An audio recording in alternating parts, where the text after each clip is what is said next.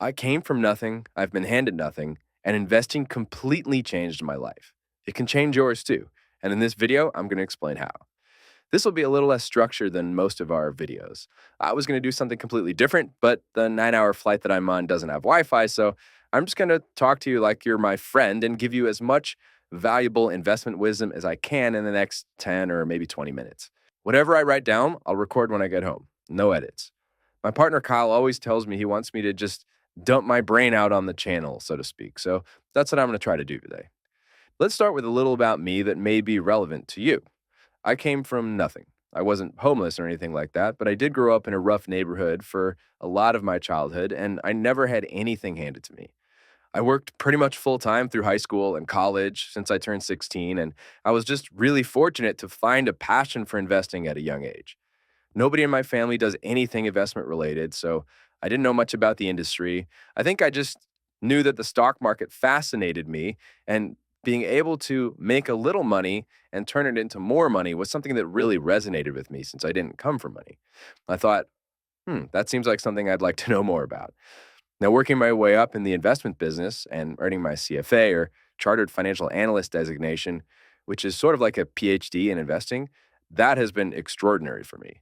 Not just because it turned out to be a pretty lucrative career path, and also because I love it, but also because if you know how to invest, you can live a significantly better life than someone else who makes the same amount of money as you do. There are two main things that stop people from changing their lives through investing: not investing enough and making stupid decisions that hurt their investment results. So, I just spent 5 minutes in Excel putting this little comparison together to show you how powerful the impact of both of those things can be. I looked at two hypothetical people who make the same exact amount of money, $50,000 a year starting at age 22, with a 4% raise every year through age 65. Simple. In the first scenario, they both contribute 15% of their income, but one earns 9% return per year, and the other earns an 11% return per year. It's just 2% different, right? How big of a difference could that really make? Over $4 million by the time they turn 65. Slightly better decisions were worth over $4 million for a person who started out making $50K a year and never had a major raise. That's not what they ended up with. That's just how much more they ended up with than the person who made the same income, the same contributions, and just earned a 2% lower annualized return. This is really where fundamentals of finance is designed to help you. So if you want to maximize your chances at improving your investment decisions, this would be a great time to hit that subscribe button. But you don't even need to subscribe for the next one. The other thing I see people, almost all people do, is not invest enough. How much is enough? Oh, we could certainly get into a more detailed conversation about your income, your goals, etc. And we have a whole video that shows you how to do that. But that would get into personalized advice. For the purposes of this video, to keep it simple, a simple rule of thumb is 15% of your income should go towards retirement. What do most people do? Much less than that, if anything, until way later in life. But way later in life is too late because you miss out on the eighth wonder of the world, the power of compounding interest. In our next scenario, the smart investor puts away 15% of their income, and the other person puts away 6%, which I used the standard 3% contribution that would get you a 3% employer match, which a lot of companies offer. That's how I got to 6%. So one person puts 15% away, the other person 6%. If these people earn the same 11% return and make the same amount of money, but one person puts away 15% and the other puts away 6%, it makes a difference of nearly $6 million when they retire. They contributed about $500,000 more and ended up with well over $5 million more. That's the power of compounding interest. But let's say they go in with the mindset of a lot of young investors. Money is tight right now, but I'll contribute more later when I make more money. Then when they're 45 and they meet with a financial advisor and find out they're way behind, and now they only have 20 years left until retirement, so then they decide to step up their contributions to something more, let's say 20% of their income to make up for lost time. That person ends up investing more money over the course of their lifetime than the person who just did 15% the whole time since they were 22. And yet, they end up with over $4 million less. Think about that. These two people made the exact same income and earned the exact same return on their investments. And the person who contributed more money ended up with $4 million less in the end. The only thing that the other person did differently was invest more earlier in life. That's it. You can do that. You never have to watch another finance YouTube video to do that. It's literally that simple to make a massive difference in your life and in your family's life, in your kids' and grandkids' lives for generations to come. The difference between the person who made 15% contributions and earned an 11% return versus the one who made 6% contributions and earned a 9% return, over $7.5 million, 2.3 million versus 10 million in the end. So this is what got me so interested in investing.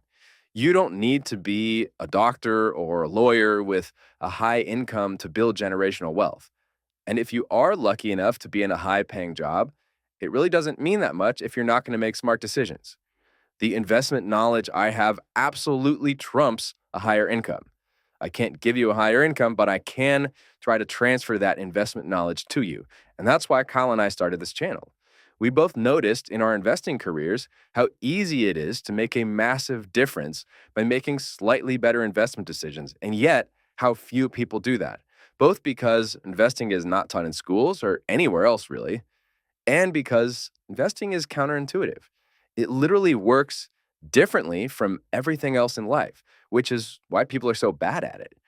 We're here to make you better at it, and the price is $0. I was being generous back there when I gave the regular investor only 2% less return than the intelligent investor, because studies actually show that the average investor does way worse than that. Here's where Kyle and I can make a real difference for you if you subscribe to the channel and start watching our videos. I'm not super tall, I'm not a model, I didn't ace SAT, but the one real gift that I think I was given was the ability to explain things in a way that makes them easy to understand. And investing is hard for most people to understand. Even surprisingly for a lot of the other professionals that I work with who've spent their whole careers in investing. I've worked with thousands of financial advisors and other types of advisors for larger institutional clients. And man, I got to say, a lot of them really don't get it. I hate to say it, but it's true. Hopefully that doesn't come off the wrong way. I don't want to come off as arrogant, but one of the areas that I think I can really help people is by helping them understand investing in a way that they never did before. It's an absolutely crucial life skill, and I don't really know of any other way to learn it, which is why we started this channel to teach people how. So let me give you an example. If you've never learned investing, and I'm including even economics PhDs in the category of people who likely have still really never learned investing, because it is quite different, and it's really not taught in schools at any level. For the people who have never learned investing, which is almost all people, the completely rational, natural thing to expect is that it would work out like everything else in life. But it doesn't.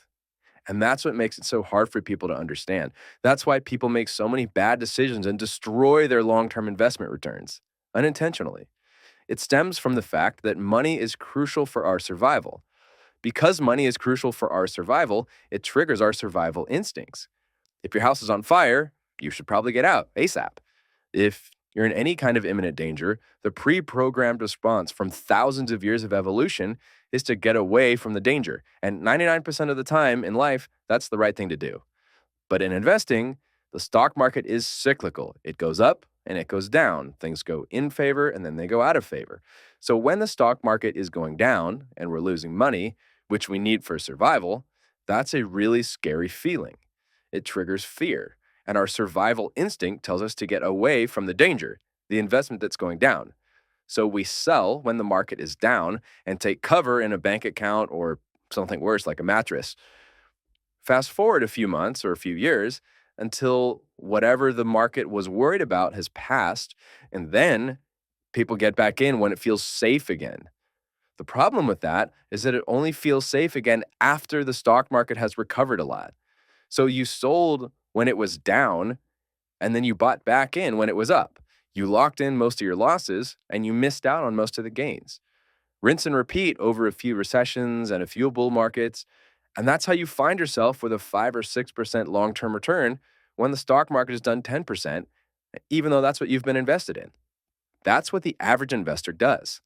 Now, for those of you who are one level more advanced than that and say, that's not me, I buy and hold, I stand for the long term, you've won the battle.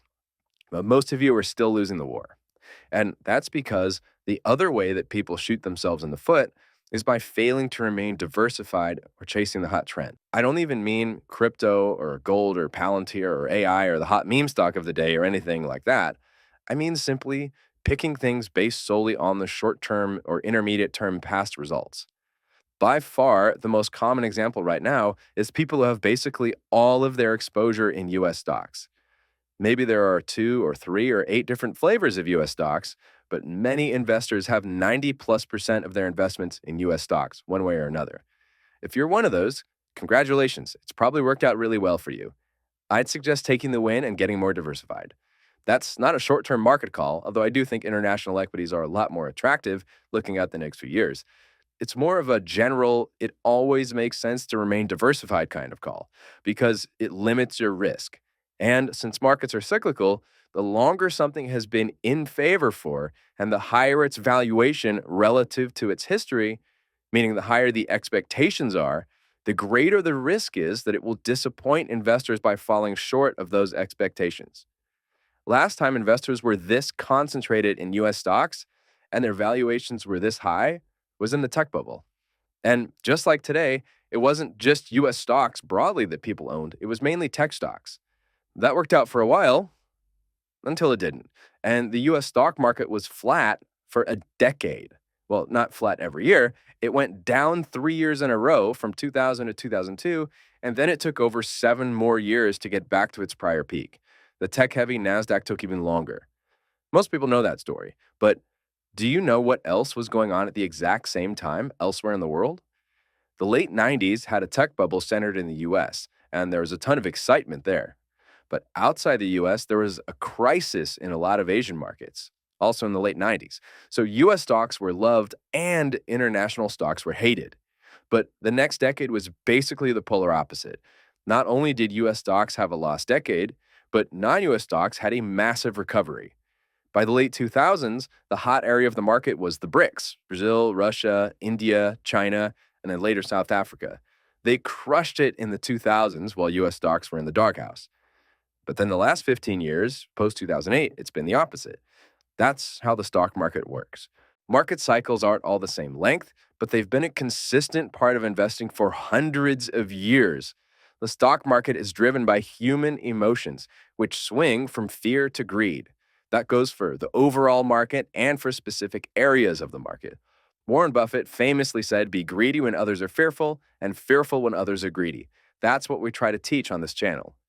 In the moment, headlines make everything seem like the greatest thing in the world or the end of the world. And in reality, it's never either of those things. Even when it is the greatest thing in the world, like the internet was, it can still be a bubble. It can still be a terrible investment because one of the main lessons every investor should understand, but few of them do, is that future expectations are already priced in. We talk about that a lot when we cover specific investment opportunities I see or risks out there in the market. And a lot of these discussions take place in our Fundamentals of Finance Academy, which is a paid group of investors who are a little more active, a little more advanced in most cases, and looking to capitalize on specific opportunities for bigger profits that they see or that we see. And if that interests you, ask us about it. But for investors who just want to understand the major market events the way I do, in a way that makes them simpler than most other people can make them, and have someone talk them out of making the same mistakes that most investors will make, that's free. All you have to do is subscribe, turn on notifications, and watch the videos that interest you. Ignore the ones that don't. As I close out this video, I'll leave you with one final thought. And one final ask that might be the most important part of this video for you. What do you want to learn? What investing questions do you have? What content of ours do you find the most or least valuable? What do you want more of? Fund reviews? Is it income strategies, investment opportunities, sifting through the BS in the news, education about how markets or investments work? Anything investment related. Kyle and I are here to make you a better investor. Let us know in the comments what is the best way for us to do that, and hit the subscribe button so you won't miss it. Thank you so much for being here. Thank you so much for watching. And we'll look forward to seeing you in the next one, and the next one, and the next one, and hearing your success stories years down the road. Let's make 2026 our best year yet.